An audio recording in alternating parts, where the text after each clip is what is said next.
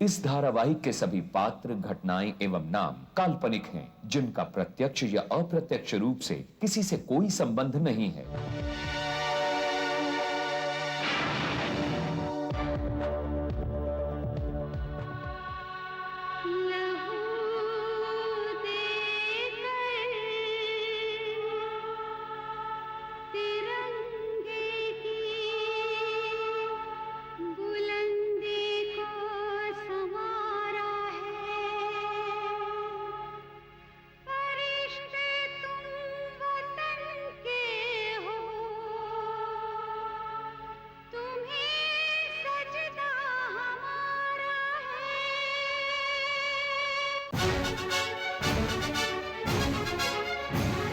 जुल्म का जो दुश्मन सच्चाई का यार, टकराने को जुल्म से हरदम है तैयार।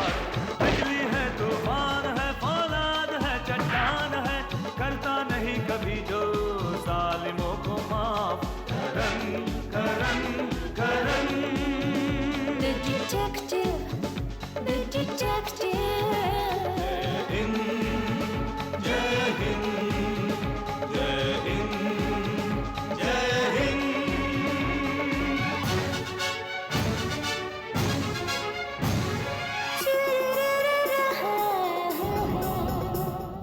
देश पर साजिश की परछाई अगर छाने लगे, वक्त को वो थाम ले, सब्र से वो काम ले।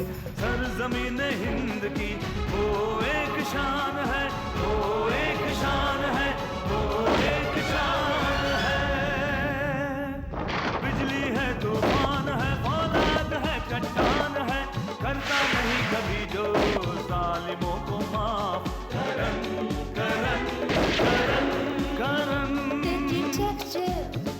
The detective, Karan Karan Karan the detective। जाना कहाँ है आपको? जहाँ चाहे वहाँ ले चलिए। पहले से मारा गया, बाद में बिठाया गया। ये दुल्हन? हेलो, मिस्टर राज ओबरॉय, जी आप कौन? मुझे आप यमदूत भी समझ सकते हैं और देवदूत भी, क्योंकि मैं वो हूँ जो आपको जैनी के मर्डर केस में फंसा भी सकता है और बचा भी सकता है। घबराइए मत मिस्टर ओबरॉय, मैं जानता हूँ कि ये कत्ल आपने नहीं किया है, लेकिन ये कत्ल किसने किया है अगर आप जानना चाहते हैं तो आज रात महाकाली के पास 20 लाख रुपए लेकर पहुँच जाइएगा।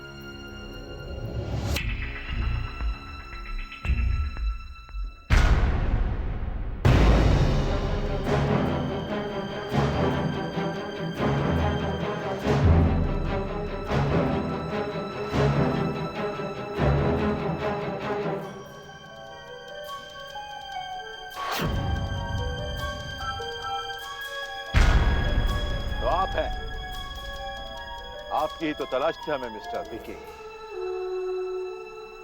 अच्छा वो आप खुद हमारे पास आ गए। बेवकूफ कहीं के, हम जिस केस पर काम करते हैं तो 24 घंटे उस केस से इन्वॉल्व लोगों पर नजर रखते हैं। लाठी ले चलो उसे।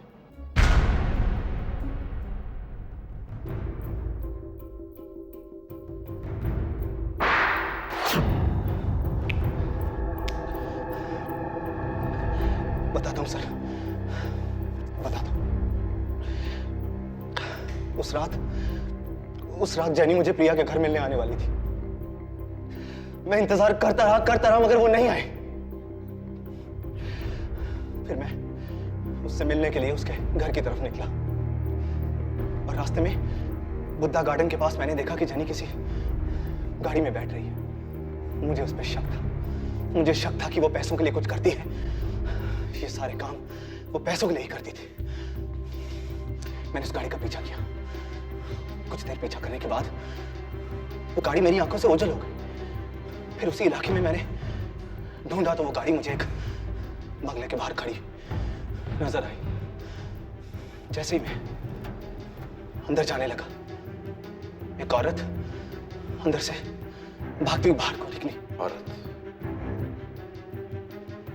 कौन हो सकती है ये औरत? अचानक दिल्ली से फोन आया कि मीनाक्षी की दादी की तबीयत बहुत खराब हो गई है और उसे फौरन दिल्ली जाना पड़ा।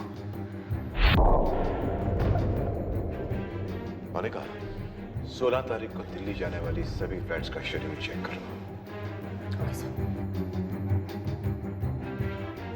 आगे। फिर मैं बंगले के अंदर गया तो मैंने देखा राज जनी की लाश को खींच रहा था। उसने जनी की लाश को गाड़ी में डाला। मैंने उस गाड़ी का पीछा किया। मुझे लगा कि जनी का खून उस औरत ने किया है जो बंगले से निकलकर भागी है और वो शायद राज ओबराय को फंसाना चाहती है।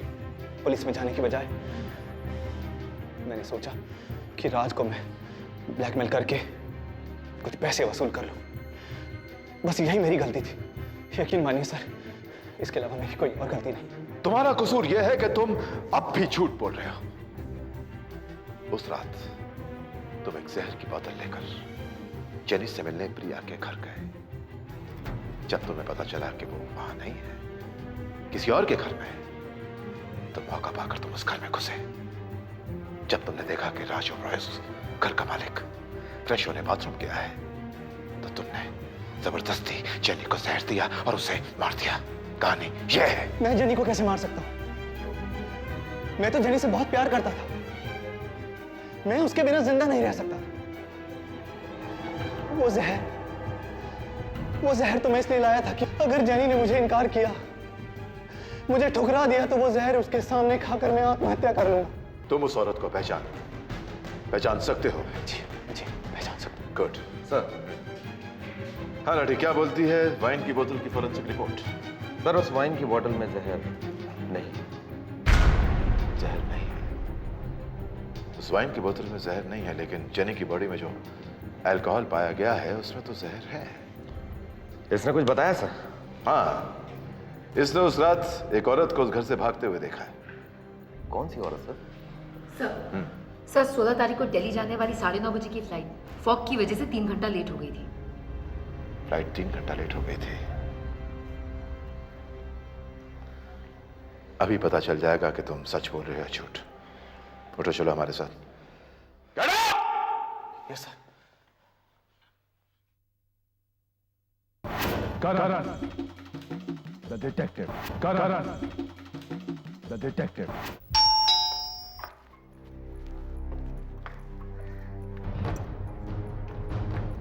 करण साहब, आप? यही है करण साहब, यही है वो औरत जो उस दिन बंगले से निकल के भागी थी। ये सब क्या है करण साहब? मीनाक्षी, अब आप कोई नई कहानी शुरू कीजिए। कितने बजे की फ्लाइट थी आपकी उस रात? 9:30 बजे की। अरे करण साहब, आप क्या बात है? आप अपनी धर्म पत्नी को समझाइए राज बाबू। मेरे ख्याल से आप एक बार देख चुके हैं कि मेरे सामने झूठ बोलना कितना मुश्किल है। लेकिन बात क्या है? आपके पतिदेव आपसे कुछ पूछ रहे हैं मीनाक्षी जी, बताएंगे नहीं उन्हें? उस दिन मेरे पास सबूत के तौर पर एक बेजान गुड़िया थी। आज मेरे पास जीता जागता सबूत है। जवाब देने से पहले गौर से सोच लीजिएगा। हम जानते हैं कि उस रात आपकी फ्लाइट 3 घंटे लेट थी। So tell me what I want to know. Come on. All right. उस दिन राज मुझे एयरपोर्ट के बाहर ड्रॉप करके तो चले गए, लेकिन जब मैं अंदर जाने लगी तो मुझे पता चला कि मेरी फ्लाइट 3 घंटा डिलेड है। इसलिए मैं टैक्सी करके घर आ गई। सोचा कि मैं राज को सरप्राइज दूंगी। लेकिन जब मैं घर आई तो मैंने देखा कि राज की बाहों में एक लड़की थी। मैंने उसी वक्त सोच लिया कि मैं अंदर जाके दोनों को रंगे हाथ पकड़ूंगी। लेकिन फिर अचानक मेरे मन में ख्याल आया कि मुझे राज को सवाल जवाब करके शर्मिंदा नहीं करना चाहिए। इसलिए मैं वापस एयरपोर्ट चली गई। राज, उस रात तुम जेनी को लेकर अपने घर आए, तुमने उसे वाइन खोल कर दी, लेकिन खुद तुमने नहीं पी। जी, मैंने अपना ग्लास तो बनाया था, पर सोचा कि पहले फ्रेश हो जाऊं फिर पीऊंगा, और इसीलिए तो शायद मैं बच गया। नहीं नहीं, इसलिए नहीं बचे तुम। जी? आर यू श्योर कि तुमने वाइन के अलावा कुछ नहीं दिया था जेनी को? जी नहीं, सिर्फ वाइन, बर्फ डाल के। बर्फ? वाइन में बर्फ? राठी, अगर वाइन की बोतल में जहर नहीं है और जेनी की बॉडी में पाए गए अल्कोहल में जहर है, तो इसका मतलब है कि उस बर्फ में जहर था। बर्फ में? हाँ, बर्फ में। राज, तुम जब जेनी की बॉडी को पार्क में छोड़कर आए तो उसके बाद तुमने क्या किया? उसके बाद मैंने जेनी की बची हुई वाइन और अपनी वाइन दोनों किचन के सिंक में फेंक दी, और दोनों गिलास धोकर रख दिए, और आइस बकेट में जो आइस थी उसे ही मैंने किचन के सिंक में फेंक दिया, और आइस बकेट को धोकर रख दिया। राठी, किचन के सिंक का पाइप निकालो और उसे फोरेंसिक भेजो जांच के लिए। आई एम श्योर कि उसमें जहर के ट्रेसेस जरूर मिलेंगे। Yes sir. मिस्टर राज, अब जो मैं आपको बताने जा रहा हूं उसे सुनकर घबराइएगा नहीं। दरअसल कोई आप दोनों को मारना चाहता था और मर गई जेनी। कातिल ने सोचा होगा कि आपकी एनिवर्सरी है और उसे सेलिब्रेट करने के लिए आप कुछ ना कुछ पिएंगे, प्रेफरेबली वाइन, और पीते ही भगवान को प्यारे हो जाएंगे। लेकिन भगवान को कुछ और ही मंजूर था। अचानक आपकी बीवी को दिल्ली जाना पड़ा, और सर ये है वो पाइप। गुड। राठी से फौरन जांच के लिए भेजा। ऑलरेडी। लेकिन हमें कोई क्यों मारना चाहेगा? हमारी तो किसी से कोई दुश्मनी भी नहीं है। जुर्म की दुनिया बड़ी अजीब होती है राज।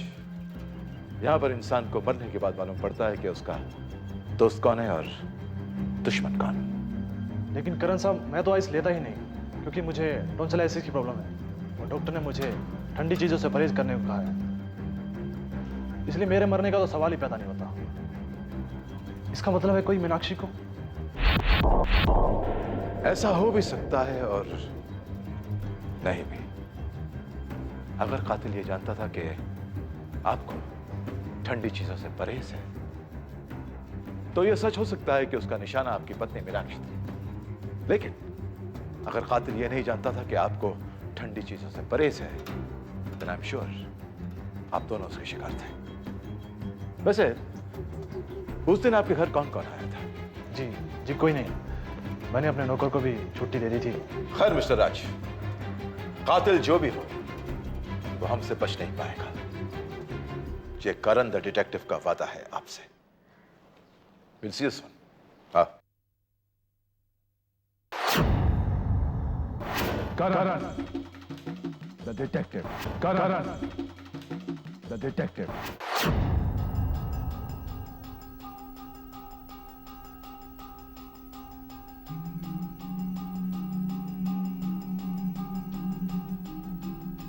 देर से आने की आदत आज भी गई नहीं तुम्हारी मनीषा?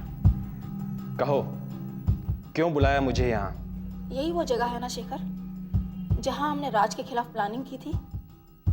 सोचा जो कहानी हमने यहाँ से शुरू की थी उसे यहीं पे खत्म कर दूं। मीनाक्षी, एक बात मत भूलना, अगर मैं कोयले में रंगा हुआ हूं तो तुम भी दूध की धुली हुई नहीं हो। राज से शादी करने के बाद उसका कत्ल करके उसकी सारी जायदाद की मालकिन तुम बन जाओगी, और फिर हम दोनों शादी करने के बाद आराम की जिंदगी जिएंगे। ये प्लान सिर्फ मेरा नहीं, तुम्हारा भी था। हाँ था, क्योंकि मुझे गलतफहमी थी कि तू मुझसे प्यार करता है। लेकिन राज से शादी करने के बाद मुझे पता चला कि असली प्यार क्या होता है। अरे उसके प्यार के लिए तो अब मैं अपनी जान भी दे सकती हूँ और किसी की जान ले भी सकती हूँ। आ गई ना अपनी औकात पर, दिखा दी ना अपनी जात। जब शादी के बाद राज का सब कुछ तेरा हो गया तो तू मुझे दूध में से मक्खी की तरह निकाल कर फेंक देना चाहती है? हाँ? तू क्या समझेगा प्यार क्या होता है? प्यार प्यार जब दौलत आ जाती है ना तो प्यार भी हो जाता है। लेकिन तू एक बात जान ले, ये सारी जायदाद मैं तुझे अकेले नहीं हड़पने दूंगा। एक बार बच गई तो ये मत समझना कि बार बार बचेगी। अरे मरने से कौन डरता है, लेकिन मैं तुझे अब मार के ही मरूंगी, क्योंकि मैं जानती हूं कि मेरे मरने के बाद भी तू राज का पीछा नहीं छोड़ेगा। तुझे मारकर मैं राज को सब कुछ सच सच बता दूंगी और खुद को पुलिस के हवाले कर दूंगी। फिर जो होगा देखा जाएगा। अच्छा चला चला चला गोरी, जरा मैं भी तो देखूं कि राज के प्यार ने तुझे कितनी ताकत दी है। राज से बहुत प्यार करती है ना तू। पहले तो मैं चाहता था कि तुझे मारकर तेरे कत्ल के जुर्म में मैं राज को फंसा दूं, इसलिए तो मैं उस दिन चुपचाप से तेरे घर में घुसा और बर्फ में मैंने जहर मिला दिया। मैं जानता हूं कि राज बर्फ भी नहीं लेता, लेकिन कोई अगर राज की दौलत मेरी नहीं हो सकी तो तेरी भी नहीं होगी, समझी? शाबाश शाबाश मेरे दोस्त, मुझे फख्र है कि तू मेरा दोस्त है। राज कमीने, सारी जिंदगी मैं तुझे भरोसा करता था और इसका ये सिला दिया तूने मुझे। अरे क्या कमी थी तुझे? हाँ क्या चाहिए तुझे? बोल। पैसा? अरे पैसे के लिए ये सब करने की क्या जरूरत थी? बस बस बहुत बोल लिया तूने। तुझसे ज्यादा मेहनत की है मैंने इस बिजनेस को खड़ा करने के लिए, और तूने कभी समझा इस सच्चाई को? अरे आज तू जो कुछ भी है सिर्फ और सिर्फ मेरी वजह से। यूं तो मैं तेरा नौकर ही ना, मेहनत करूं मैं और ऐश करे तू, और ये भी तो दौलत के खातिर तेरे पास आई थी। और जब आज सब कुछ इसका हो गया है तो ये पतिव्रता होने का ढोंग कर रही। शेखर! क्या शेखर? तू भूल गया? मैंने ही तो तेरी शादी करवाई थी इससे, क्योंकि हम दोनों तेरी दौलत हासिल करना चाहते थे। कोई बात नहीं, तेरा पैसा भले ही मुझे ना मिले, लेकिन मैं तुम दोनों को मौत की नींद सुलाकर कम से कम चैन की सांस तो ले सकूंगा। बहुत चैन से जियोगे तुम शेखर, क्योंकि जेल में ना तो रोटी की फिक्र होती है, न कपड़े की और न मकान की। करकन साहब, मैं वो बस बस, अब कुछ कहने की जरूरत नहीं है। जो जानना था मैं जान चुका हूं। लाठी, इसे ले जा यार। चल बेटे, ससुराल ले जाने के लिए पुलिस की डोली और बाराती तेरा इंतजार कर रहे हैं। चल।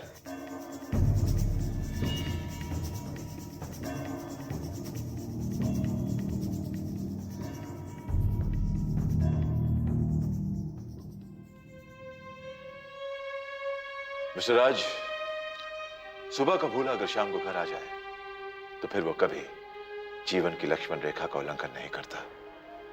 उसे एक मौका और देना चाहिए। I'm sorry, राज। कुछ मत कहो मीनाक्षी, मैंने सब सुन लिया।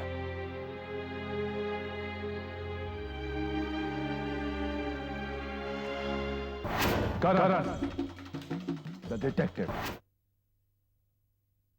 Karan, the detective. बड़ा ही उलझा हुआ केस था। सर, सॉल्व तो हो गया ना?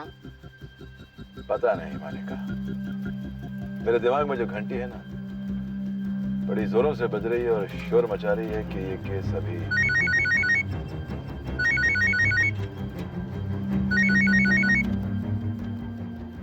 Yes doctor Mehra. करण, एक जरूरी बात बतानी है। जी डॉक्टर साहब बोलिए। वो जेनी की डेड बॉडी पर अचानक कुछ अजीब तरह के क्रैक्स बन रहे हैं। क्रैक्स? हाँ, फर्दर चेक करने पर मैंने पाया कि उसकी बॉडी में कुछ मात्रा में सल्फास भी है। सल्फास? जिसे खाने में मिलाकर दिया गया था। जेनी की मौत दरअसल किसी आम जहर से नहीं, बल्कि सल्फास की वजह से हुई। जहर ने तो सिर्फ सल्फास के असर को बढ़ाया है, वरना हो सकता था उसकी मौत उस वक्त ना होती, बल्कि और बाद में होती, पर होती जरूर, क्योंकि सल्फास के असर से कोई बच नहीं सकता। Thank you doctor Mehra. You are welcome. I'll talk to you later. Bye. किसका फोन था सर? डॉक्टर मेहरा का। राठी, डॉक्टर मेहरा को जेनी की बॉडी में सल्फास मिला है, जो उसे खाने में मिला कर दिया गया है, जिसकी वजह से उसकी मौत हुई थी। लेकिन सर उस बर्फ में सल्फास नहीं, कोई और ही जहर था। वही तो राठी, जेनी की मौत रात 10 और 10:30 के बीच में हुई, जिस दौरान वो राज के घर में थी और वहां उसने सिर्फ वाइन पी थी। अब सवाल ये उठता है कि उसने खाना कहाँ खाया था जिसमें सल्फास मिला था। सर वो तो उस रात प्रिया के घर जाने वाली थी। लेकिन वो वहां गई नहीं। जेनी की मां ने बताया है कि वो शाम 4 बजे से लेकर 9 बजे तक अपने घर गई थी। उसने रात 9 बजे खाना खाया और घर से ये बोल के निकली कि वो प्रिया के यहाँ जा रही है, लेकिन वो वहां पहुंची नहीं। वो अपने घर से सीधा राज के घर पहुंची, जहां पर उसने कुछ खाना नहीं खाया, सिर्फ वाइन पी। उसने आखिरी बार खाना अपने घर में अपने माँ के हाथों से खाया। लेकिन शेखर ने तो अपना जुर्म कबूल कर लिया है। हाँ राठी, शेखर ने एक बड़े जुर्म तो कर दिया है, लेकिन जेनी का कत्ल किसी और ने किया है। सर आप ये कहना चाहते हैं कि एक माँ ने अपने बच्चे को मार दिया? आई एम सॉरी सर, लेकिन लगता है कि आपका दिल भी अभी पत्थर का हो गया है। मोनिका, मैं एक जासूस हूं, मेरे लिए रिश्ते कोई मायने नहीं रखते। इस जुर्म की दुनिया ने मुझे बहुत कुछ दिखाया है। एक बात और, इंसाफ की देवी की पूजा करने के लिए अपना दिल पत्थर का करना ही पड़ता है। चलो जेनी की मां मिसेस पिंटो से पूछताछ करते हैं।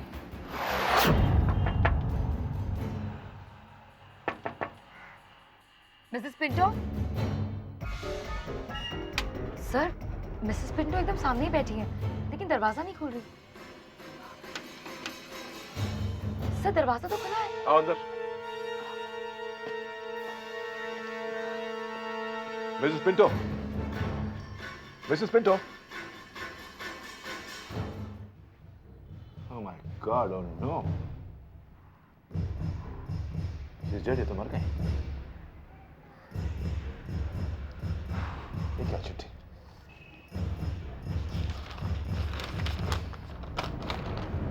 जब तक किसी को ये लेटर मिलेगा, हम इस दुनिया से दूर जा चुका होगा। जेनी पूरी तरह से हमारे हाथ से निकल चुका था। वो ड्रग्स लेने लगा था और पैसों के लिए वो करने लगा था जो एक अच्छी खानदान की लड़की सोच भी नहीं सकती। वो एक हाई सोसाइटी कॉल गर्ल है,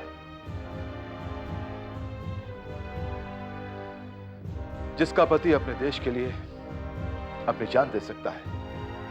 उसका बेटी एक कॉल गर्ल। जेनी की वजह से हमारे घर से बाहर निकलना मुश्किल हो गया था।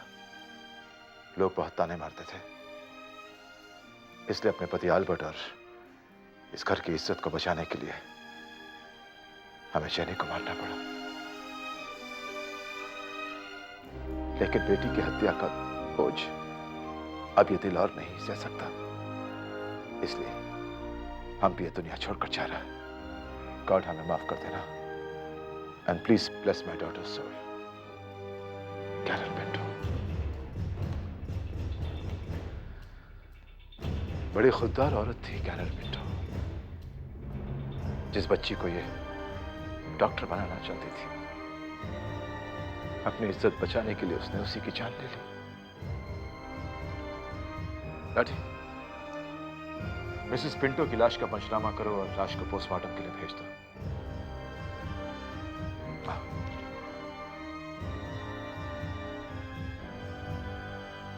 इसका मतलब शेखर बेगुनाह है? जी नहीं,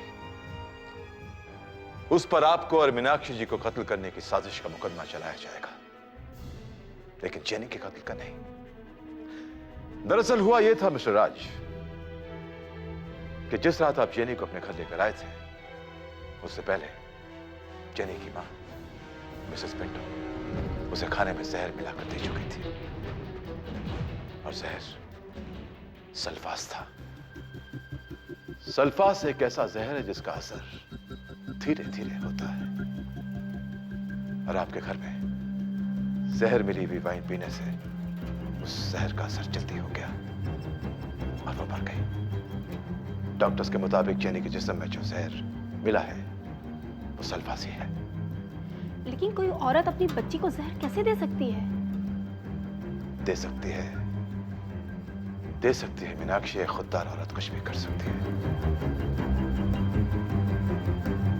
हम भगवान से कितनी मिन्नतें करके औलाद मांगते हैं, और उस औलाद के लिए हम क्या कुछ नहीं करते, लेकिन औलाद के प्यार में हम अंधे हो जाते हैं।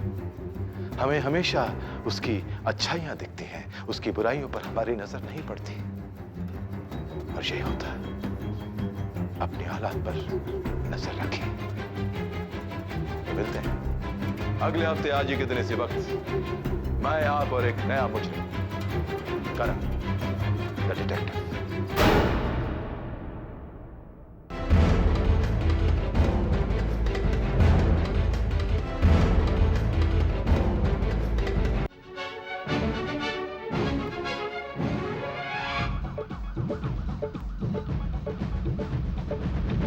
का जो दुश्मन सच्चाई का यार, टकराने को जुल्म से हर दम है तैयार। बिजली है, तूफान है, फौलाद है, चट्टान है, करता नहीं कभी जो जालिमों को माफ। करण करण करण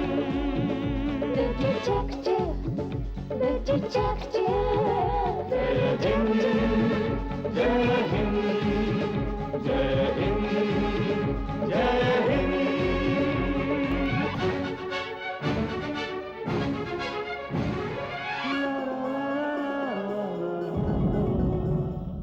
देश पर साजिश की परछाई अगर छाने लगे, वक्त को वो थाम ले, सब्र से वो काम ले। सरजमीन हिंद की वो एक शान है, वो एक शान है, वो एक शान है। बिजली है, तूफान है, फौलाद है, चट्टान है, करता नहीं कभी जो जालिमों को माफ। Karan Karan Karan The detective, the detective.